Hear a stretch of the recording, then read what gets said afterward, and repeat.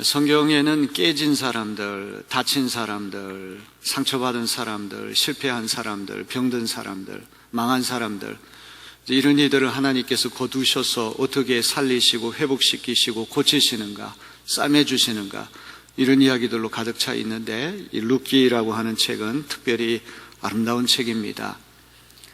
한 개인을 회복시키시고 한 가문을 일으키시고 특별히 그 외국 여성을 통하여 하나님께서 어떤 놀라운 일을 하시는가를 보여주는 참 아름답고 감동적인 책이 룻기입니다. 저도 룻에 대한 이야기 귀가 따갑게 들어서 잘 알았지만 이렇게 1장부터 4장까지 아주 철저하게 연구하고 또 이렇게 말씀을 전할 기회는 이번이 처음인 것 같습니다. 제가 설교하면서 이제 잘못 전한 것 중에 하나는 그 말론과 기련이라고 하는 두 아들이 있는데 그 오르바와 룻, 말론이 큰 아들이고 기련이 둘째 아들. 성경 읽어보게 되면 오르바가 바로 뒤에 나온단 말이죠. 룻이 또 그 이어서 나와서, 그래서 오르바가 큰 며느리고 룻이 작은 며느리다. 제가 이렇게 해석을 했는데 그게 잘못됐습니다. 4장 10절에 가면 룻은 말론의 아내로 나와 있어요. 그럼 궁금한 거는 왜 성경이 말론과 기련, 큰아들, 둘째 아들을 소개하고 룻과 오르바라고 소개를 안 하고 오르바, 둘째 며느리부터 먼저 소개했는가? 그래서 인터넷 검색을 해보니까 여기에 대해서 굉장히 논란이 많습니다. 이제 이 문제를 해결하기 위해서 제가 감신 다닐 때 구약을 가르쳐 주신 민영진 박사님, 예루살렘 히브리 대학교를 졸업하시고 우리나라에 손꼽히는 아주 최고의 권위자입니다. 대한성서공회에서 히브리어를 가지고 세번역을 하는 것을 주도하신 그런 선생님이신데 제가 전화를 드렸습니다. 그랬더니 교차 대구법이라고 하는 히브리의 아주 특별한 문학 양식이 있습니다. 말론과 기련 하면은 바로 이어서 룻과 오르바 이렇게 소개하지 않고 말론이 맨 위라 그러면 맨 끄트머리에 룻하고 짝을 만들어주고 그 가운데 기련하고 오르바를 이렇게 짝을 만들어주는 거죠. 이 문학 양식입니다. 그런 교차 대구법 때문에 이제 룻기서가 일부러 그렇게 소개를 했다는 거예요. 그래서 앞으로는 이런 오류가 없어야 되겠습니다. 제가 쓴 그 원고를 읽어보게 되면 큰 며느리, 둘째 며느리가 룻이라고 되어 있는데 그거 잘못된 겁니다. 정정합니다. 뭐 대부분이 큰 며느리든 작은 며느리든 그게 나하고 무슨 상관이냐 이제 이런 생각할 터인데 아니죠. 우리가 진실은 진실이고 사실은 사실이니까 바로 알아야 되겠습니다. 아멘.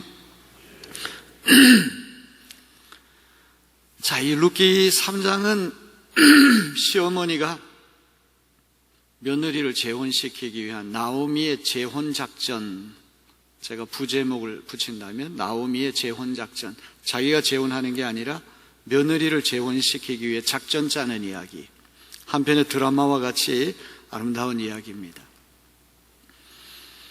나오미 일가는 베들레헴 사람이죠. 히브리 사람입니다. 이스라엘 사람입니다. 유다 사람입니다. 선택받은 민족입니다. 그런데 양식이 떨어졌습니다. 베들레헴 빵집, 쌀집, 곡창지대인 베들레헴에도 흉년이 온단 말이에요. 쌀이 떨어지고 먹거리가 떨어져도 또 좋은 날이 올 것이다. 대부분 그렇게 기다리는데 이 엘리멜렉, 나오미 남편 집안은 그만 참지를 못하고 가서는 안 될 곳으로 갔단 말입니다. 모압이라고 하는 민족은 딸이 아버지를 유인해가지고 나온 근친상간으로 나온 부끄러운 민족이고 인신공양, 사람을 제물로 바치는 금오스 신을 섬기는 우상민족입니다. 영원히 여호와의 총회에 들어올 수 없는 저주받은 민족이 모압 족속인데 먹거리가 떨어졌다고 그래가지고 모압 지역으로 갔단 말이에요. 우리가 인생을 살 때도 가서는 안 될 곳이 있음을 꼭 기억하시고 성도는 마땅히 있어야 할 그 자리에 있는 것이 은혜고 복이란 사실을 믿으시길 바랍니다. 성도의 가장 아름다운 모습은 예배당에 앉아가지고 예배하는 모습이 천사처럼 제일 아름다운 거예요. 학자의 가장 아름다운 모습은 서재에 앉아서 깊이 책을 읽는 모습이 제일 아름다운 것입니다. 아멘. 설교자의 영광은 강단에 서 있을 때가 제일 아름다운 거예요. 다 자기가 각각 서야 할 위치가 있음을 우리는 한시도 잊지 말아야 됩니다. 그래서 모압에 잠깐 피신하러 갔다, 피난 갔다, 양식 먹거리만 회복되면 돌아온다, 이렇게 생각했는데 그만 거기에 주저앉게 됐습니다. 그만 남편이 먼저 세상을 떠났습니다. 그 다음에 모압 며느리 둘을 들였는데 10년 사이에 큰아들, 둘째 아들이 다 죽고 집안에는 여자만 셋이 덩그러니 남았습니다. 베들레헴 사람이 남의 나라에 가가지고 남편, 아들을 다 잃어버린 다음에 먹고 살 길이 막막한 겁니다. 지금이야 시대가 많이 달라졌지만 옛날 고대 근동 지방에는 고아, 과부, 객, 나그네를 말하는 거죠. 예를 들면 사우디아라비아에 가가지고 일하는 우리 근로자들, 이제 가장 취약 그룹이란 말이죠. 이 세 그룹 중에서도 고아는 어른이 된다는 희망이 있고 객은 자기 나라 돌아간다는 희망이 있는데 과부는 그냥 늙으면 늙은 과부가 될 뿐이죠. 제일 딱한 처지에 있는 그런 형편에 있는 사람들이 과부예요.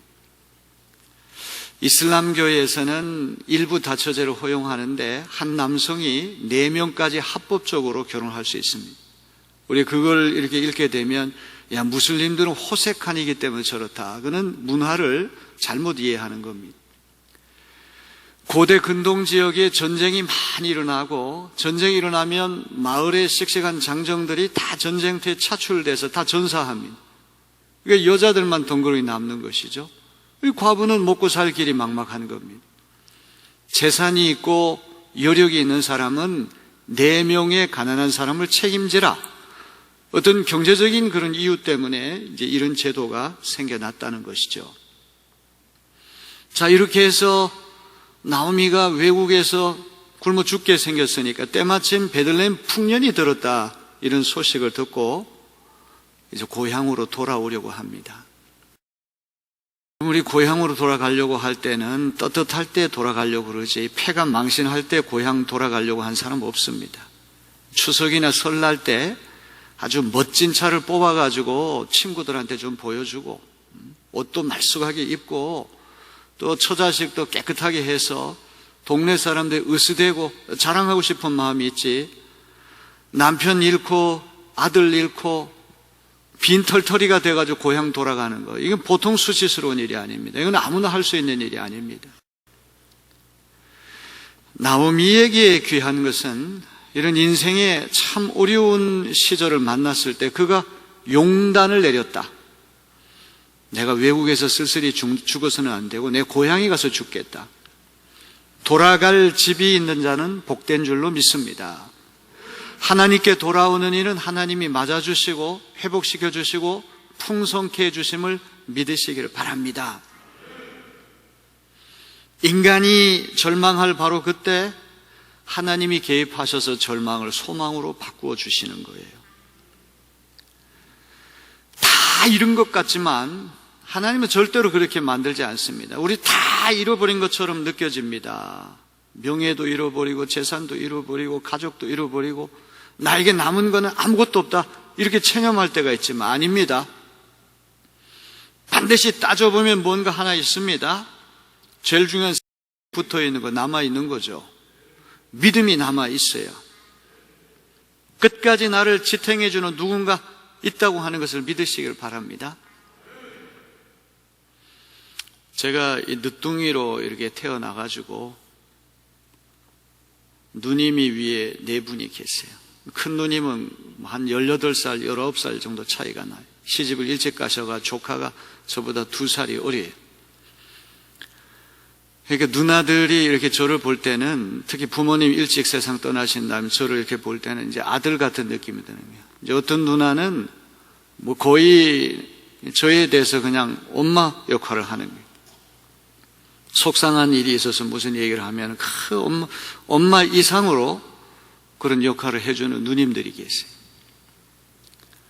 여러분, 다 이런 것처럼 보이지만 우리 주변을 보면 끝까지 나를 지탱해주고 끝까지 나를 믿어주고 끝까지 나를 붙들어주는 누가 있다는 것을 믿으시길 바랍니다. 하나님 이상하게도 천사들을 한두 명씩 꼭 두시는 거예요. 다 저 사람 나쁜 놈이라고 손가락질하고 몰아내려고 그러고 왕따 놓고 이지매를 가해도 그 중에는 선량한 천사 같은 사람이 있습니다. 나오미에게 그런 역할을 했던 사람이 모압 며느리 룻이 그런 역할을 한 거예요. 다 잃어버리고 알거지가 돼서 돌아오는 게 아닙니다. 그에게는 천군 만마와도 바꿀 수 없는 룻이라고 하는 며느리가 그에겐 재산입니다. 처음에는 이거 몰랐어요. 너 나 따라오지 말고 네 나라에서 재혼해서 잘 먹고 잘 살아라, 그렇게 간곡하게 3번씩이나 부탁했는데 룻이 끝까지 따라왔을 때는 몰랐습니다. 그런데 하나님은 영원히 여호와의 총회에 들어올 수 없는 이방 여인 모압 족속 며느리 룻을 통해 가지고 이 집안을 살려주시는 겁니다. 회복시켜 주시는 것입니다. 이 룻이라고 하는 며느리가 베들레헴 돌아와가지고는 시어머니를 위해서 얼마나 봉양을 잘한지 몰라요. 외국 여성이 말도 서툴고 문화도 서투른데 시어머니가 좀 들판에 가서 이삭 죽게 하시고 저는 저 집에서 살림할게요. 되게 이렇게 나올 건데 시어머니는 집에 그냥 모셔두고 자기가 나간단 말이죠. 아마도 나오미는 부끄러워서 체면 손상 때문에 안 나갔을 거예요. 외국 며느리를 오자마자 들판에 보내가지고 이삭 죽게 하는 시어머니 마음이 얼마나 불편했겠습니까? 폐가맹신 해가지고 돌아왔는데 이게 먹고 살려고 외국 며느리를 들판에 보내서 이삭 죽기를 하다니.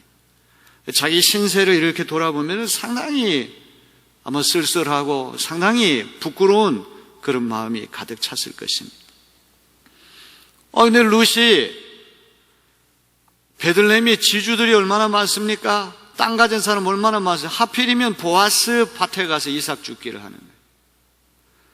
주인이 그 지체 높은 유력자, 명문가의 유세를 가진 그런 사람이 현장에 나오기는 굉장히 어려운 일인데 하필이면 룻이 이삭 죽게 하는 현장에 보아스가 나와서 보아스가 룻을 직접 만났다는 이야기. 이러면서 엄청나게 많은 곡식을 이삭을 룻에게 죽게 해서 가지고 왔다는 말이죠. 나오미가 이 우리 며느리가 복덩어리구나. 여러분 집안에 복덩어리가 들어오게 되기를 주님의 이름으로 기원합니다. 내리교회도 복덩어리가 들어와야 돼요. 아멘. 복덩어리가 들어오면 교회가 확 일어나는 역사가 일어나는 거예요. 집안에도 복덩어리 며느리가 하나가 딱 들어오면 그 집안이 막 일어나는 신비한 역사가 일어나는 거죠. 전혀 예상하지 못했던 이방 여인 외국 며느리를 통해서 하나님이 이런저런 은총을 베푸시니까 모락모락 희망이 솟아오르는 겁니다. 무엇보다도 룻이 보아스를 만나가지고 환대를 받고 분에 넘치는 엄청난 그런 일이 일어나게 되니까 절망해서 가라앉고 땅바닥까지 주저앉았던 나오미 마음이 희망으로 부풀어 오르기 시작하는 거예요.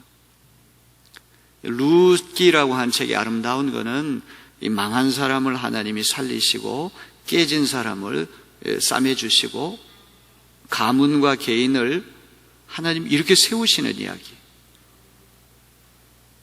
이 얼마나 아름다운 이야기입니까?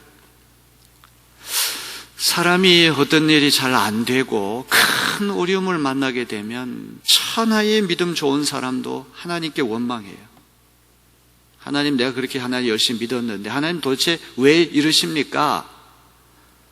반드시 누군가에게 책임을 전가하게 되어 있습니다. 여러분 가장 무서운 게 희생양이라. 희생양. 세월호 사건 때도 국민의 원성이 사무치니까 누구 한 사람을 잡아가지고 그 사람만 잡아들이면 모든 게 해결된다.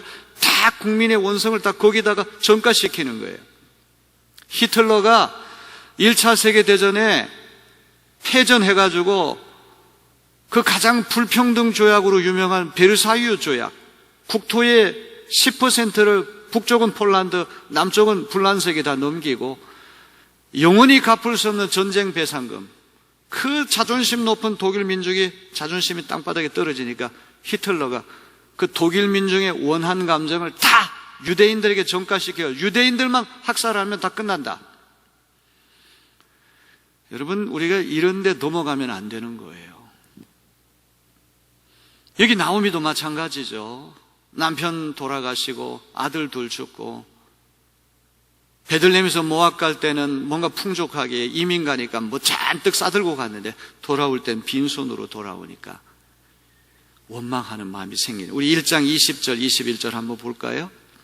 나오미가 그들에게 이르되 나를, 나오미라고 하는 이름의 뜻은 즐거운, 기쁜, 사랑스러운 이런 이름 뜻인데, 이렇게 내 이름 부르지 말고 이제는 마라라고 하는 비터, 쓰다, 괴롭다라고 하는 마라의 쓴물, 이는 전능자가 하나님이 나를 심히 괴롭게 하셨다.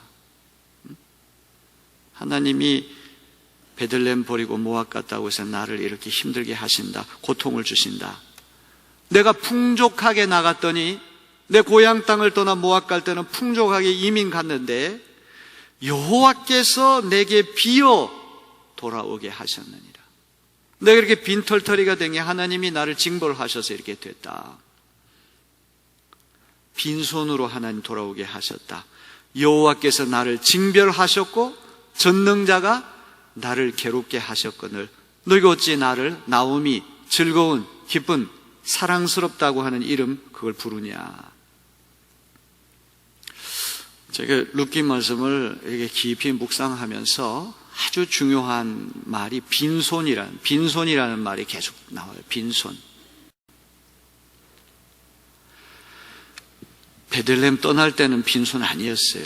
양쪽에 가득 뭔가를 들고 갔는데 선택을 잘못하고 하나님이 왕이 되는 곳이 아니라 우상이 왕이 되는 곳에 가니까 그 많던 거 다 순식간에 소멸되는 거예요. 그러나 그가 하나님께로 돌아오기로 작정한 그 순간부터 하나님 그 빈손을 채워주시는 거예요. 오늘도 이 룻이 보아스에게 청혼하러 몰래 그 발치에 이렇게 누워있다가 보아스에게 정식 구원을 하니까 새벽녘에 사람들 알아보지 못하는 가운데 빨리 떠나라 그러면서 36kg이나 되는 곡식을 잔뜩 룻에게 주는 거예요. 빈손으로 가면 안 된다. 하나님 앞에 돌아올 때는 빈손이었는데 하나님이 돌아오는 그 사람을 버리지 아니하시고 하나님은 어떻게 해서든지 우리 빈손을 채워주시는 하나님이시다. 그래서 룻기를 읽는 키워드 중에 하나가 빈손. 비어서 돌아왔더니 하나님은 하나 둘씩 채워주시는 역사 일어나는 거예요. 복덩거리 외국인 며느리가 얼마나 이런 복 있는 일을 하는지 보아스를 만나고 하나님이 이 가정에 서광을 비춰주시는 거예요. 희망을 주시는 거예요. 그랬더니 나오미가 회개를 하는 거예요. 야, 내가 하나님 원망하고 책임을 다 하나님께 물었는데 이게 아니구나. 잘 들으시기 바랍니다. 회개를 하면은 사람이 자기 앞만 들고 파다가 바깥으로 나가게 돼요. 사람이 이것도 안 되고 저것도 안 되면 자꾸 안으로 파고들면서 자기 신세 한탄만 하게 되네요. 그리고 책임을 누구한테 물고 원망하고 불평하기가 쉬운데 하나님이 그 빈손 들고 온 나오미를 이렇게 채워주시고 저렇게 한 번도 빈손으로 살지 않도록 기가 막힌 방법으로 역사하시니까 희망이 생기고 하나님에 대한 신뢰가 생기고 믿음이 생기고 그 안에 은혜가 충만하게 되니까 안으로 들고 파면서 밖에 나가지도 않고 집구석에 딱 틀어박혀가지고 신세 한탄만 하고 원망하고 누구 책잡기만 하던 나오미가 딴 사람을 생각하기 시작하는 거야.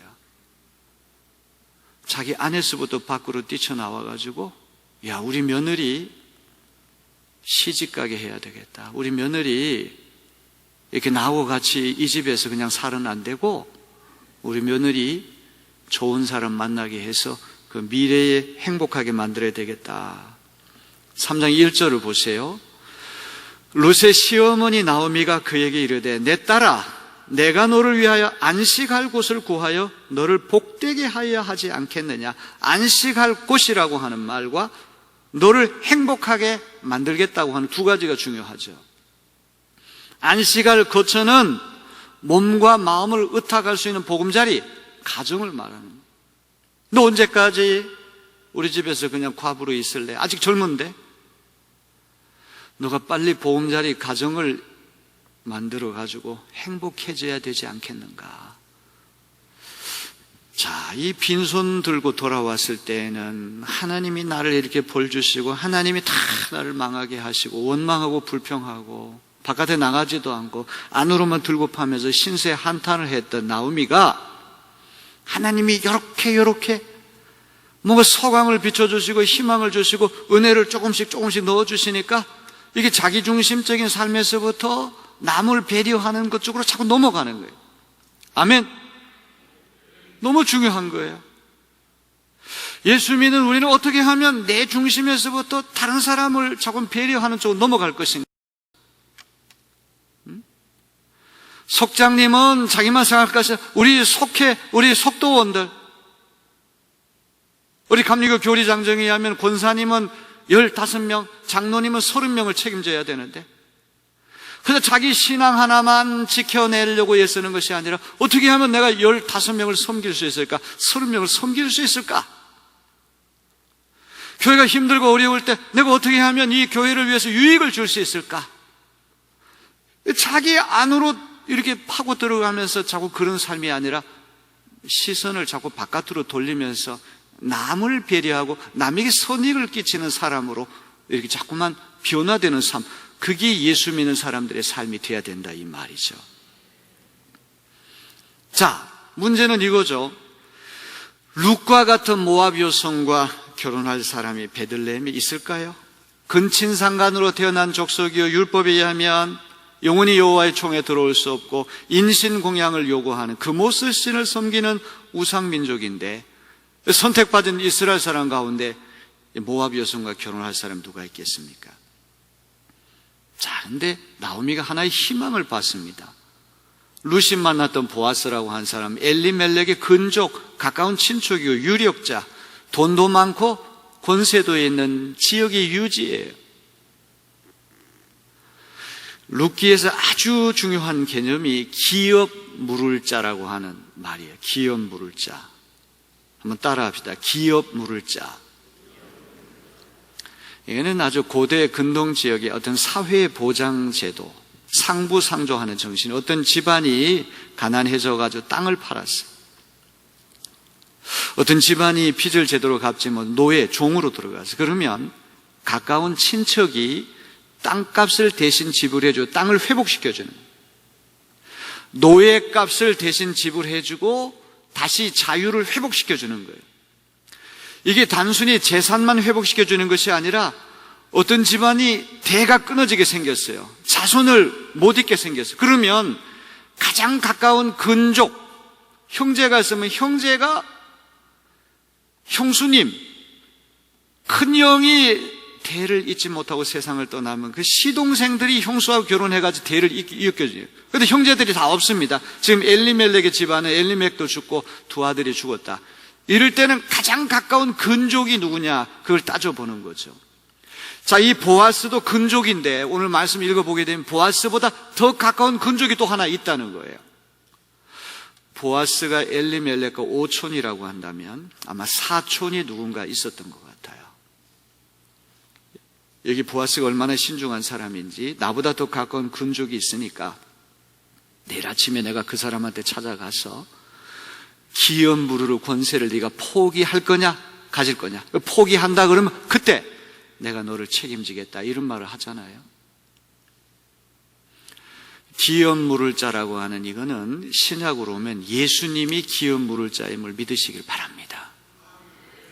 죄에 팔려가지고 노예가 된 우리를 예수님이 당신의 목숨을 희생하셔서 우리를 죄에서부터 사주신 것이 구원이 아니고 무엇이겠습니까?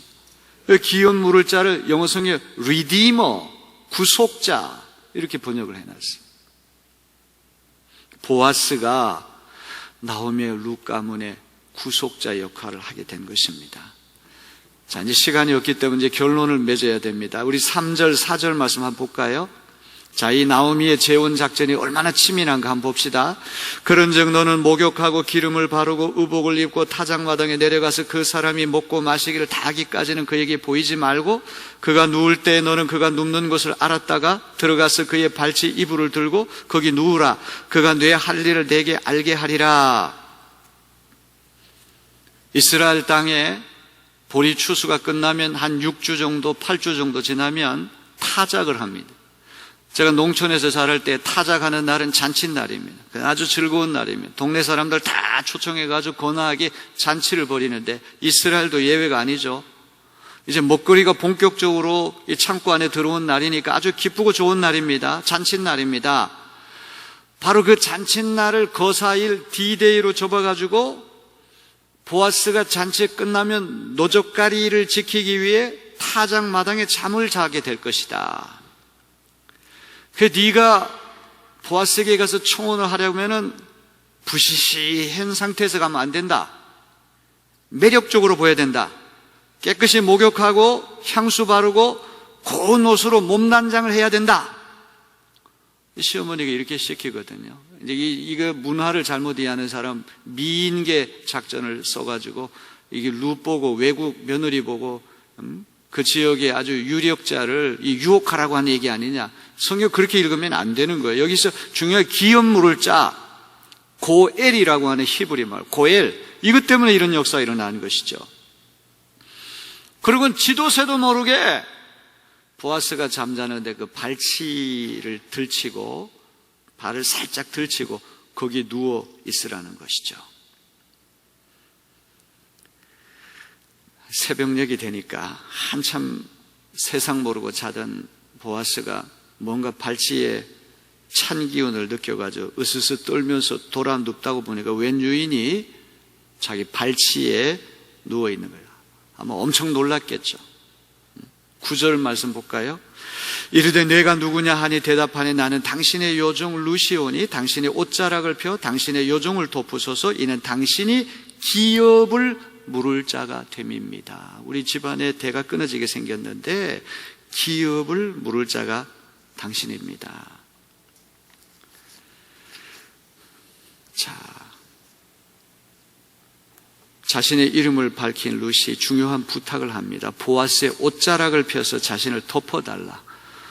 옷자락을 펴가지고 룻을 덮어달라는 얘기는 보호한다는 얘기니까 나를 책임져 달라. 나와 결혼해달라는 프로포즈. 청혼이에요, 청혼. 자, 이제 뭐 여기 중간에 있는 이야기들 다 우리가 생략하고 보아스가 약속을 하죠. 나보다 더 근족이 하나 있는데 내일 아침에 내가 그 사람 만나가지고 기업 물을 권세 그거 포기하면 내가 너를 책임져 주겠다 약속합니다. 자, 그런데 17절 말씀만 우리 읽고 오늘 제 설교를 맞이 17절 이르되 그가 내게 이 보리를 6번 되어주며 이르기를 빈손으로 내 시어머니에게 가지 말라 하다이다. 빈손으로 가지 말라는 거예요. 하나님께 돌아오는 그 순간은 빈손입니다. 다 잃어버린 것처럼 보이지만 하나님은 돌아오는 그 순간부터 하나하나 절대 빈손으로 돌려보내시지 않는 하나님. 믿으시면 아멘. 또 여섯이라고 하는 말도 참 재미있어요. 보리 씨앗을 여섯은 불완전한 숫자예요. 보리 씨만 가지고 아니고 자손의 씨, 7번째 자손의 씨까지도 주시려고 하는구나. 성경이 이렇게 뭔가 암호를 만들어 놨어요. 보리 씨는 6이 불완전한데 7번째는 자손의 씨앗을 이 가정에 주시려는구나. 그런 희망을, 기대를 품게 하면서 끝이 나는 거예요. 사랑하는 성도 여러분, 인생을 살다 보면 이렇게 깨지고 저렇게 깨지고 이렇게 잃어버리고 저렇게 잃어버리고 수많은 고난과 역경이 우리에게 다 있어요. 그림을 그린다면 이 그림에 오점이 없는 사람이 누가 있겠습니까? 다 크고 작은 오점이 있고 상처가 있고 아픔이 있고 실패가 있고 폐가 망신도 있을 수 있고 다 잃어버리고 하나님을 원망하고 사람들을 원망하고 사람 만나기도 싫고 방 안에 콕 박혀가지고 외국 며느리 얼마 오지도 않는 며느리가 들판에 나가서 집안을 먹여 살려야 되는 이런 딱한 처지에 있는데 하나님이 이 집안에 뭔가를 자꾸 주시는 거야. 소광을 비춰주시는 거야. 우리가 회개하는 거야. 야, 내가 잘못했구나. 회개를 하게 되면 자기 안에 콱 박혀서 자기 탄식만 하고 자기 한탄만 하는 게 아니라 서서히 남을 배려하기 시작하는 거예요. 회개의 뚜렷한 증거임을 믿으시길 바랍니다. 우리가 진짜 예수를 잘 믿는 사람은 반드시 자기 중심에서부터 이웃 중심으로 자꾸 삶의 시각이, 삶의 지평이 확대된다는 걸 기억해야 돼요. 어떻게 하면 자기 중심에서 이웃 중심으로 하나님 중심으로 우리의 지평이 확대되느냐? 여기에 성숙한 그리스도의 증거가 있음을 믿으시는 여러분 되길 바랍니다. 룻기 이야기는 참 아름다운 이야기입니다. 예수님 이야기죠. 예수님 이야기. 기업 물을 자 고엘, 영원히 여호와의 총회에 들어올 수 없는 우리를 기업 물을 자 고엘이 되시는 예수님이 다 피 흘려서 값을 치러주시고 우리를 대속해 주신 것을 믿으시길 바랍니다. 성경이 다 그런 시각으로 보면 다 풀리게 될 것입니다. 오늘 말씀 큰 은혜 받는 귀한 말씀인 줄로 믿습니다.